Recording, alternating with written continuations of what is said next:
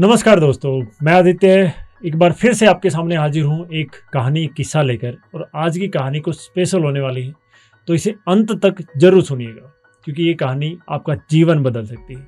ये कहानी है दो मेंढकों की, एक मोटा मेंढक एक पतला मेंढक, मोटू पतलू टाइप। वो बहुत अच्छे दोस्त थे, एक तालाब में रहते थे, साथ ही घूमते फिरते, खाना पीना सब मतलब लंगोटिया यार टाइप थे। तो एक दिन क्या हुआ कि उन्होंने दूर देखा कोई पास में गवाला दूध निकाल रहा था। तो उसने दूध निकालने के बाद वो बाल्टी रख दी। तो वो घूमते घूमते वहाँ तक गए तो उसने देखा कि यार बाल्टी में क्या भरा है, ये सफ़ेद सफ़ेद अलग ही लेवल का है। तो तालाब के गंदे पानी में रहते थे, उनको क्या मतलब मज़ा आ गया। वो सोचे यार कुछ तो अच्छा होगा, चल इसमें छलांग लगाते हैं। उन्होंने एक ऊंची सी जगह पे जाके बाल्टी में छलांग लगा दी। मस्ती की थोड़े दिन, तो बिल्कुल स्विमिंग पूल का मज़ा आ रहा था उन लोगों को। लेकिन कुछ देर के बाद वो थक गए। मतलब होता है ना, आप लोग भी ऐसे ही करते हैं कि एक बार चाह में बस कुछ कर लेते हैं फिर छोड़ देते हैं। तो उसके बाद वो बाहर निकलने की कोशिश करने लगे, लेकिन क्या हुआ, थक गए। बाहर कैसे निकले? अब बाल्टी के अंदर से छलांग नहीं लगाई जा रही। वो बाल्टी के किनारे पे जाके छलांग लगाने की कोशिश कर ली, लेकिन वहाँ दूध की वजह से फिसलन हो रही है, चिकनाई इतनी हो गई थी। अब वो घबराने लगे कि क्या करें यार, ये तो फंस गए हम लोग तो।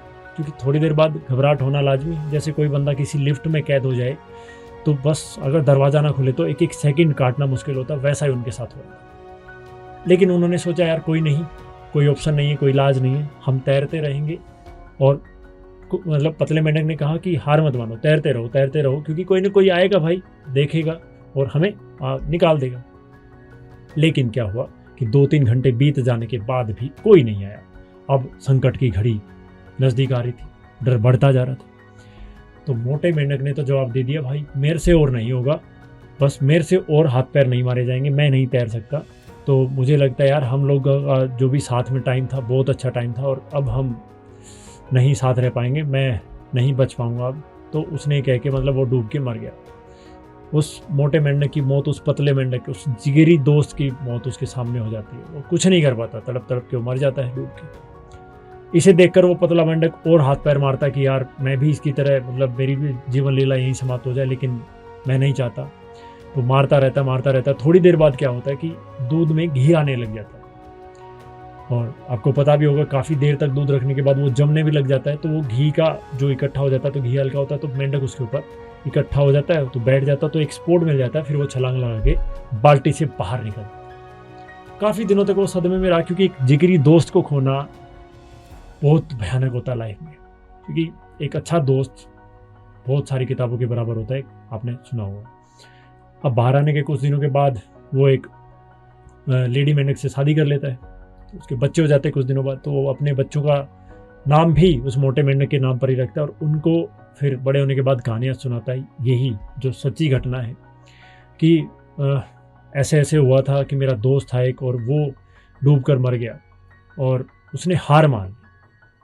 तो तुम्हारा भी असर उसके जैसा ना हो, तो जिंदगी में कभी हार मत मानना। वो अपने बच्चों को शिक्षा देता है, क्योंकि सबसे बड़ी चीज़ होती है। एक बात बताऊं मैं आपको, इस कहानी से सबसे बड़ी शिक्षा ये मिलती है कि आप जब दुनिया कहती जब नहीं हारते हैं, जब आप अपने आप से कह देते हैं ना कि मैं हार गया, तो आप हार जाते हैं। उसी दिन सब कुछ टूट जाता है। मन के हारे हार है, मन के जीते जीत। ये कहावतें नहीं होती, इनमें बहुत कुछ छिपा है। आपने बहुत सारी कहानियाँ सुनी होंगी जिसमें एक छोटे से, मतलब मैंने एक कहानी शूट की थी यहीं, आपने देखी भी होगी।